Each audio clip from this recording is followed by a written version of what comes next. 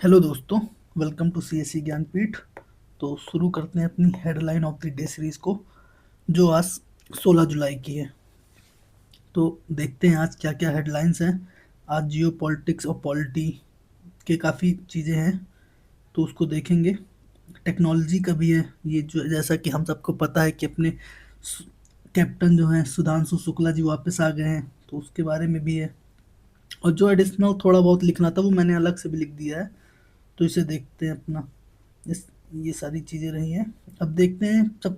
इसे स्टार्ट करने से पहले एक चीज़ बताना चाहूँगा, वो है ये कि आप टेलीग्राम ज्वाइन कर लीजिए, इसे स्कैन कर कर या फिर डायरेक्टली सर्च करके, ये ज्ञानपीठ _CSE, यहाँ पे ये पीडीएफ मिल जाएगी डेली करंट अफेयर की। और भी जो पीडीएफ होती हैं, जो PYQs इससे रिलेटेड होते हैं, वो मैं टेलीग्राम में अपडेट कर देता हूँ, तो इससे जुड़ जाइए।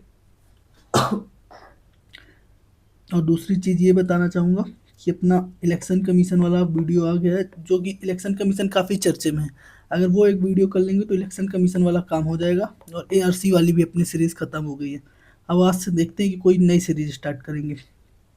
अब इसे प्रारंभ करते हैं। पहला तो जियो पॉलिटिक्स का ही है, जैसा कि कभी जियो पॉलिटिक्स में आर्टिकल आते तो उसी से स्टार्ट करते हैं। तो अब देखते हैं जियो पॉलिटिक्स का क्या है। जियो पॉलिटिक्स में ये SCO की मीटिंग चल रही है चीन में। तो SCO की मीटिंग में क्या हो रहा है, अभी अपने जयशंकर सर गए हैं, तो उसके ऊपर देखते थे। इससे इन दोनों को समझने से पहले एक चीज़ ये देख लेते हैं जिससे ज़्यादा क्लियरिटी रहेगी। वो है ये SCO के बारे में। क्या SCO क्या है? एक permanent international inter government organisation है। परमानेंट इंटरनेशनल इंटर गवर्नमेंट, इसमें कई सारी सरकारें ऑर्गेनाइजेशन है, ठीक है। इसका गठन कब हुआ? 2001 में। SCO के गठन मतलब प्रारंभिक सदस्य कौन थे? 5 संघाई 5 जिसे कहते हैं। कौन कौन? China, Kazakhstan, Kyrgyzstan, Russia, Tajikistan. याद रखना तुर्कमेनिस्तान नहीं है इसमें, और तुर्कमेनिस्तान अभी तक इसका सदस्य नहीं है। तुर्कमेनिस्तान, तजाकिस्तान है, ये दोनों में काफ़ी कंफ्यूज होता है। एक तुर्कमेनिस्तान है, एक तजाकिस्तान, जबकि कजाकिस्तान किर्गिस्तान दोनों है, ठीक है। ये 5 देशों ने मिलकर SCO को बनाया 2001 में। फिर इन्हीं के बाद 2001 में ही उज्बेकिस्तान भी शामिल हो गया था इस देश में। मतलब जो सेंट्रल एशिया के हैं 5 जितने राष्ट्र, उसमें से केवल तुर्कमेनिस्तान अभी शामिल नहीं है। बाकी Kazakhstan, Kyrgyzstan, Uzbekistan, Tajikistan, Turkmenistan, इसको याद रखिएगा, मैं 2-3 बार बोल रहा हूँ, ये काफ़ी इंपॉर्टेंट है। SCO बनाया किस लिए गया था, ये देखते हैं। SCO focused on political, economic and security corporation, ठीक है। पॉलिटिकल में वही सब देश के बीच सहयोग, कल्चरल सहयोग, ये सब। इकोनॉमी में ट्रेड, इन्वेस्टमेंट, इंफ्रास्ट्रक्चर। सिक्योरिटी में terrorism, joint military exercise, intelligence sharing, ये था, ठीक है। और इंडिया और पाकिस्तान कब शामिल हुए SCO में? 2017 में। ये याद रखने वाली बात है। पूछेगा कि भारत SCO का स्थापित मतलब भारत इस SCO की स्थापना के समय भारत इसका सदस्य था, ऐसा क्वेश्चन पूछेगा तो ये स्टेटमेंट गलत होगा। UPSC ऐसे क्वेश्चन देगा, तो ये याद रखना 2017 में शामिल हुआ, लगभग 16 साल बाद। भारत और पाकिस्तान दोनों। इसका हेडक्वार्टर कहाँ है? बीजिंग में, संघाई में नहीं है, बीजिंग में। कंफ्यूजन यही होगा कि संघाई में है, संघाई SCO, संघाई कॉरपोरेशन, तो संघाई में नहीं है, बीजिंग में है। और ये देख लेते हैं, ईरान ज्वाइन किया है 2023 में, और बेलारूस भी शामिल हो गया 2024 में। तो मतलब अभी कितने देश हो गए? 6, 6 2 8, तो 10, अभी 10 देश हैं SCO के मेंबर। ये याद रखना है। कौन कौन? China, Kazakhstan, Kyrgyzstan, Russia, Tajikistan, Uzbekistan, India, Pakistan, Iran, Belarus. ये SCO का बेसिक हो गया। अब इसको देख लेते हैं। बीजिंग में बीजिंग में चाइना के राष्ट्रपति से मिलने मिलने विदेश मंत्री। ये बीजिंग में जो SCO हो रही है उसकी के साथ बायलैटरल मीटिंग भी हुई है, भारत के विदेश मंत्री और चीन के राष्ट्रपति द्वारा। इसमें इसमें किस चीज़ की वार्ता हुई है? जो 2020 में गालवान घाटी में विवाद हुआ था, तो जो आपसी सीमा विवाद हो गया था वो था। और जो अभी वो सॉरी अमेरिका अमेरिका के राष्ट्रपति डोनाल्ड ट्रंप हैं, उन्होंने टैरिफ वॉर लगा दिया था, तो भारत और पाक चाइना दोनों के ऊपर इसका प्रभाव पड़ रहा था, उसके ऊपर वार्ता हुई है। ये यहाँ पे लिखा है, उथल पुथल मची थी दोनों देशों में, एक समान था। और ये गलवान घाटी वाला मामला था। तो ये सीमा विवाद और द्विपक्षीय संबंधों को सुधारने के लिए द्विपक्षीय वार्ता हुई है SCO के मीटिंग के साथ। और SCO में क्या क्या वार्ता हुई वो ये, और ये आर्टिकल में लिखा है, ये छोटा। इसमें कहा गया है कि एससीओ के देश जो चीन बना रहा है ना, belt and road initiative BRI, जिस जिसका भारत अपोज करता है। क्यों अपोज करता है? क्योंकि भारत का जो कश्मीर वाले इलाके से आता है, जो ग्वादर पोर्ट से चीन को जोड़ता है, उसके लिए। लेकिन वो वाली परियोजना का, BRI परियोजना जो है, वो एक कम्प्रिहेंसिव परियोजना जो चारों तरफ से योजना बन रही, तो उसका और अदर देश है जो एससीओ के अदर मेंबर है वो उसका सपोर्ट करते हैं। केवल भारत ही उसको अपोज करता है। तो उसके बारे में ये है, चीन कैसे नवाचार के लिए अदर देशों को कैसे सहयोग करता है इंफ्रास्ट्रक्चर में, नवाचार में, वो। और ये आतंकवाद का मामला है, जैसा कि हमने ये बताया था कि ये इसका उद्देश्य ही है सिक्योरिटी कॉरपोरेशन में काउंटर टेररिज्म एफर्ट्स। तो जयशंकर सर ने कहा कि एससीओ अपने उद्देश्यों में निखर नहीं पा रहा है। आतंकवाद के मामले में वो ज़्यादा मुखर रूप से सामने नहीं आ पा रहा है। ये एससीओ की स्थापना जिन 3 बुराइयों से निपटने के लिए की गई थी वे हैं आतंकवाद, अलगाववाद, चरमवाद। ये तीनों। तो फिर अपने पहलगाम की चर्चा हुई, ये बात बोला गया है। और यहाँ पे वही बोला गया कि एससीओ को अपने काम के लिए, ये अपने उद्देश्यों के लिए ध्यान रखना चाहिए। ये आतंकवाद के लिए था। तो इसका हल्का फुल्का देख लीजिएगा हाईलाइटेड पॉइंट, तो जियो ये एससीओ वाला मामला हो जाएगा। और अभी मेरे को लग रहा है कि अभी 1-2 दिन में एससीओ के ऊपर और भी बहुत सारी चीज़ें आएंगी, तो उसमें भी बहुत सारी चीज़ें क्लियर हो जाएंगी। बस ये याद रखिएगा बेसिक्स। क्वेश्चन भी कभी कभी आएगा तो यहीं से आएगा। यहाँ तजाकिस्तान की जगह तुर्कमेनिस्तान दे देगा, पूछेगा तो प्रीलिम्स में पूछेगा। मेंस में तो केवल ये नाम लिखने के लिए काम पड़ेगा। जब आईआर में कोई क्वेश्चन आता है, इंडिया मतलब भारत चाइना सहयोग किस तरह बढ़ रहा है, भारत चाइना के बीच किस तरह विवादों को सुलझाया जा रहा है, तो एससीओ का जिक्र उसमें करना जरूरी हो जाएगा। तो ये बात अब देखते हैं। ये साइंस टेक का क्वेश्चन है, वही सुधांशु शुक्ला जी जो आ गए हैं कैप्टन अपने। तो वो इसमें वही बताया गया है कि सबसे पहले रूस ने शुरुआत की, फिर रूस के बाद अमेरिका गया, फिर अपना वो जो 1969 में नील आर्मस्ट्रॉन्ग जो चंद्रमा में पहला कदम रखे, वो पहला थोड़ा सा बताया। और हाल में बताया गया यही एक्सियोम मिशन, जिसके तहत गए थे, एक्सियोम 4, उसके बारे में बताया है। फिर इससे अपना गगनयान को जोड़ा है यहाँ पे। लेकिन और दूसरी चीज़ यहाँ पे बताया कि एक्सियोम जो अभी एक्सियोम गया था, जो ISS में था, इंटरनेशनल स्पेस स्टेशन में, वो कौन कौन से रिसर्च किया वो ये बताया गया। यहाँ पे 6-7 प्रकार की रिसर्च बताया। पहला रिसर्च क्या बताया, सूक्ष्म शैवाल को क्या असर पड़ता है माइक्रोग्रेविटी में, क्योंकि वहाँ पे माइक्रोग्रेविटी होती है, वो बताया है। और यहाँ पे मूंग, मतलब कुछ मूंग और मेथी लेके गए थे, उसका उनके बीजों को उगाया है, तो उसमें जो असर हुआ वो बताया गया।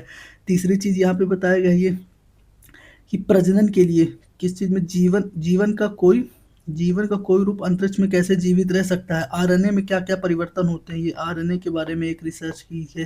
तीसरी। चौथा ये बताया है मांसपेशियों में क्या प्रभाव पड़ेगा, कम सूक्ष्म माइक्रोग्रेविटी में, मतलब माइक्रोग्रेविटी में मांसपेशियों पे क्या प्रभाव पड़ेगा, ये इसकी। और यूरिया नाइट्रेट साइनोबैक्टीरिया के बारे में, साइनोबैक्टीरिया का पे क्या प्रभाव पड़ेगा।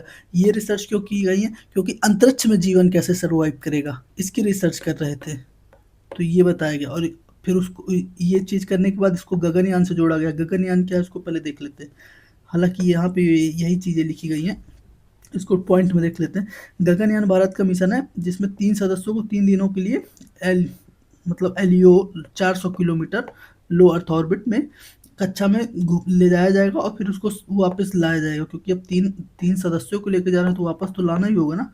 तो समुद्री में उतार कर वापस लाने के लिए कहाँ कैसे भेजा जाएगा, LVM Mark 3। LVM Mark 3 के बारे में स्टैटिक में पढ़िएगा, काफ़ी स्ट्रॉन्ग व्हीकल है। इसमें 2 मॉड्यूल जाएंगे, एक क्रू मॉड्यूल, एक सर्विस मॉड्यूल। सर्विस मॉड्यूल क्या होता है, इसी में तो ईंधन जाता है, जिसमें अपने ईंधन रहते हैं, लिक्विड, ठोस। और क्रू मॉड्यूल में ये 3 सदस्य रहेंगे। लेकिन इसमें एक चीज़ और जोड़ा है, आपातकालीन निकास और आपातकालीन मिशन अबॉर्ट का अबॉर्ट से युक्त है। यानी कभी कोई दिक्कत आ जाए ऊपर जाते टाइम, तो तुरंत इमरजेंसी में वो मिशन अबॉर्ट कर सकते हैं। अभी इसरो ने कुछ समय पहले इसका वो भी किया था, परीक्षण भी किया था, जो कि सक्सेसफुल था। ये था गगनयान को जोड़ा गया। और यहाँ पे एक चीज़ बताया गया कि स्पेस से क्या होगा, तो स्पेस को क्यों इतना महत्व दिया जा रहा है। तो इसमें 2-3 चीज़ बताई गई। एक स्पेस टूरिज्म की बात कही गई है, स्पेस टूरिज्म की बात कही गई, और स्पेस पे जीवन की बात कही गई, चंद्रमा में या फिर ऐसा। तो ये इसकी ज़रूरत पे बता दिया है। और यहाँ पे वही, और इसमें एक चीज़ और बताया गया है, भारतीय अंतरिक्ष स्टेशन। अगर गगनयान सफल होता है, जैसे एक्सियोम सफल हो गया, एक्सियोम से गगनयान सफल होगा, तो फिर हमारा भारतीय स्पेस स्टेशन जो अंतरिक्ष स्टेशन सॉरी भारतीय अंतरिक्ष स्टेशन जो जिसको 2035 में भेजा जाना है, वो उसमें क्या क्या फ़ायदा होगा उसके बारे में थोड़ा सा चर्चा की गई है। बाकी तो ठीक है। बाकी ये सब के बारे में अभी सुन ही रहे होंगे कि इन्होंने आया फिर ये सब अभी, और अभी कुछ दिन बाद देखिएगा ये इनका भी कुछ इंटरव्यू वगैरह आएगा, तो फिर इसमें जो जो चीज़ें निकलेंगी वो उसमें बात करेंगे। अभी आगे चलते हैं। ये ये एक छोटी सी रिसर्च है, ये बीएचयू के शोधार्थी ने किया है, सुधीर कुमार जी ने। तो ये रिसर्च क्या कहती है कि जो एसडीजीज गोल्स है जो 2015 से 2030 तक के लिए थे ना, सस्टेनेबल डेवलपमेंट गोल, तो वो मतलब वर्ल्ड अचीव नहीं कर पाएगा। क्यों नहीं अचीव करेगा? उसके 10 साल तो लगभग कंप्लीट हो गए हैं, लेकिन ये यहाँ पे लिखा, उसके लगभग 10 साल तो कंप्लीट हो गए हैं, लेकिन अभी वो उस लक्ष्य को हासिल नहीं कर पाया। तो उनका ये मानना है, जैसे ये थे मिलेनियम डेवलपमेंट गोल एमडीजीज 2001 से 2015 तक के लिए, जैसे वो अनसक्सेसफुल मतलब उनको हासिल नहीं कर पाया, तो अब ये अनुमान है कि इससे भी दूर हट रहे हैं। अभी इसमें बहुत कुछ डेटा दिए हैं कि इस चीज़ में है, गरीबी नहीं कम हो रही है, भुखमरी नहीं है, इतने करोड़ लोग मलेरिया और उससे बीमार हैं, ये एक डेटा है। तो बस इसको रिवीजन के लिए था। अब सस्टेनेबल डेवलपमेंट गोल्स को देख लेते हैं क्या क्या है। ये मेंस के लिए काफ़ी इंपॉर्टेंट है। इसको जब जब किसी भी सोसाइटी या सोशल जस्टिस या किसी भी चीज़ का निष्कर्ष लिखना हो और कोई पॉइंट ना मिल रहा हो, तो एसडीजी का जिक्र करके बढ़िया निष्कर्ष लिखा जा सकता है, आकर्षक। तो एसडीजी देख लेते हैं। पहला, पॉवर्टी। यदि इसका मतलब ये कि आप कभी पॉवर्टी में लिख रहे हैं तो पॉवर्टी में अगर कभी भी कोई क्वेश्चन लिख रहे हैं, पॉवर्टी का जिक्र पेपर 1 पेपर 2 दोनों में है। ये पहले भी बता चुका हूँ, अभी भी बता रहा हूँ। GS paper 1 Indian society, GS paper 2 social justice, दोनों में पॉवर्टी का जिक्र है। तो पॉवर्टी का जब भी कुछ लिख रहा है, एसडीजी 1 जीरो हंगर, भूखमरी से समाप्ति। एसडीजी 3 क्या है? Good health. चौथा, क्वालिटी एजुकेशन। पांचवा, जेंडर इक्वलिटी। 6, clean water. और 7, affordable energy. 8, decent work and economy growth. 9, industry innovation and infrastructure. 10, 10, reduce inequality. ये जेंडर इनइक्वालिटी थी 5 में। 10 में इनइक्वालिटी, देशों के बीच इनइक्वालिटी, और मतलब महिला पुरुषों के बीच समानता। सॉरी। 11 क्या है? सस्टेनेबल सिटीज और कम्युनिटीज। 12 क्या है? Responsible consumption and production. Responsible होना चाहिए जो भी। 13 क्लाइमेट एक्शन, क्लाइमेट के लिए क्या क्या कर रहे हैं। 14 है लाइफ बिलो वाटर, जमीन पानी के अंदर रहने वाले जानवरों के लिए। 15 है लाइफ ऑन लैंड, जमीन में रहने वाले जीवों के लिए। 16, पीस एंड जस्टिस के लिए इंस्टीट्यूशन बनाना। 7, पार्टनरशिप, क्योंकि बिना पार्टनरशिप के तो ये सारे गोल वैसे भी अचीव नहीं होंगे। जब विश्व की बात होती है तो फिर पार्टनरशिप जरूरी हो जाती है। अब एक ये डेटा है पीएम कौशल विकास योजना के ऊपर। पीएम कौशल विकास योजना के 10 वर्ष कंप्लीट हो गए हैं, जो 4 फेस में थे, तो जिसमें चारों फेस में मिला के लगभग 1.64 करोड़ लोगों को कौशलीकृत किया गया। बस ये डेटा बताए गए हैं, जिसमें 1.64 करोड़ लोगों में 45% महिलाएं हैं, 13% अनुसूचित जाति के लोग हैं, 5% अनुसूचित जनजाति के लोग हैं, 34% ओबीसी की भागीदारी है। बस ये डेटा याद रखना है। बाकी इसको देख लेते हैं। कौशल विकास योजना 2015 में लाई गई थी। प्रोजेक्ट बेस्ड शॉर्ट टर्म है ये, कि ये भी याद रखना है। 3 महीने या 6 महीने की ट्रेनिंग होती है, शॉर्ट टर्म है ये।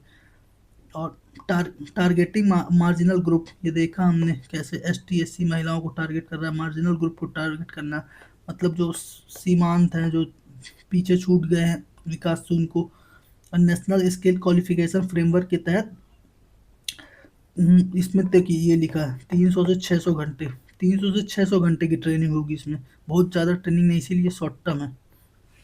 अब upskilling is empathised by with higher level certificate, मतलब जो स्किल होगा उसको सर्टिफिकेट दिया जाएगा, तब तो आगे जॉब मिलेगी। इसकी कंडीशन देख लेते हैं। 15 से 45 वर्ष की एज ग्रुप शामिल किया गया है।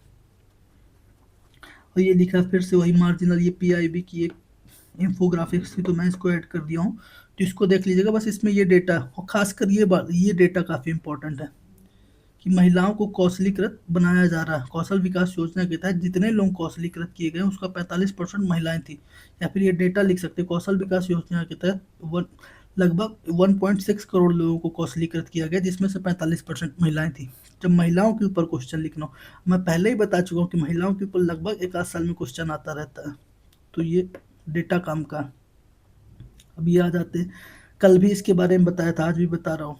ये चर्चा में अभिव्यक्ति की स्वतंत्रता, अभी आज कुछ दिन पहले ये दोनों में वही चीज़ लिखी गई। इसमें कुछ एक आध चीज़ ज़्यादा लिखी हुई है, न्यूज़ है।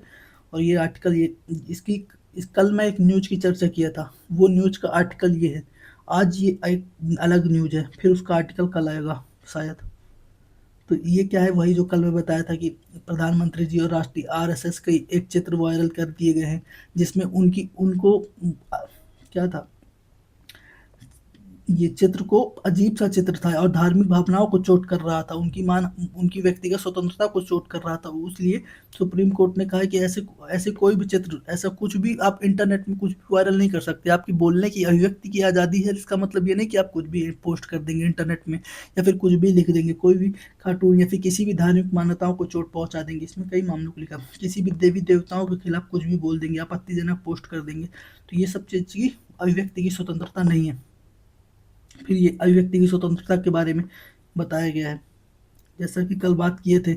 Article 19 clause A, sub clause A में अभिव्यक्ति की स्वतंत्रता दी गई है, और फिर आर्टिकल 19 क्लॉज 2 में उसके युक्त निर्बंधन लगाए गए हैं। उसका हम बेसिक्स कल देखे थे, अगर नहीं देखे तो कल वाला जाके वीडियो देख लीजिएगा, headline of the day series में ही कल वाला। और इसमें आज सुप्रीम कोर्ट ने एक चीज़ और बताई है, ये वाले में सुप्रीम कोर्ट ने ये कहा है, एक तो ये चीज़ कही है कि गवर्नमेंट को इसके लिए गाइडलाइंस लानी चाहिए कि इंटरनेट में जो मिसयूज हो रहा है, मतलब अभिव्यक्ति की स्वतंत्रता और ये जो युक्ति निर्बंध है, इसके लिए गवर्नमेंट को इंटरनेट के लिए गाइडलाइंस लानी चाहिए। एक ये बात हो गई, ठीक है। और एक बात ये है कि सुप्रीम कोर्ट ने कहा कि आर्टिकल 19 आर्टिकल 21 से बड़ा छोटा होगा। मतलब अगर किसी का अनुच्छेद 21 वायलेट हो रहा है तो अनुच्छेद 19, जैसे मेरे को अभिव्यक्ति की स्वतंत्रता है, तो मैं अभिव्यक्ति की स्वतंत्रता करके किसी का अनुच्छेद 21 वायलेट नहीं कर सकता। अगर मैं किसी का अनुच्छेद 21 वायलेट कर रहा हूँ, मतलब जीवन जीने का अधिकार, मैं किसी के बारे में किसी इतना बुरा नहीं कह सकता। मेरी को स्वतंत्रता है बोलने की, लेकिन इतनी स्वतंत्रता नहीं है कि मैं किसी की जीवन जीने का अधिकार छीन लूँ। मतलब उन्होंने, सुप्रीम कोर्ट ने यही कहा है कि article 21 more important of article 19, ये याद रखना। आपको स्वतंत्रता तो है, बोलने की, अभिव्यक्ति की स्वतंत्रता है, घूमने की स्वतंत्रता है, लेकिन किसी के जीवन के अधिकार से बड़ी वो स्वतंत्रता नहीं है। बस इसमें ये याद रखना है, और गाइडलाइंस के लिए कहा है बस। और बाकी इसका बेसिक्स कल मैंने बताया था, अनुच्छेद 19(1) पूरा क्लॉज और अनुच्छेद 19(2), तो ये याद रखिएगा क्योंकि ये प्रीलिम से पूछ सकता है। ये काफ़ी चर्चे में है ना, व्यक्ति की स्वतंत्रता। तो आज के लिए इतना ही था, मिलते हैं फिर किसी और वीडियो में। Thank you. और एक चीज़ और, अगर चीज़ें पसंद आ रही हो तो लाइक शेयर सब्सक्राइब कर लीजिएगा, टेलीग्राम से जुड़ जाइए, वहाँ पे सारी चीज़ें मिलती रहती। हाँ, और अनुच्छेद 19 से अनुच्छेद 19 से जो क्वेश्चन आए उनको मैं देख के टेलीग्राम में डाल दूंगा, तो उसको आप लोग सॉल्व कर लीजिएगा। तो थैंक यू अगेन, मिलते हैं।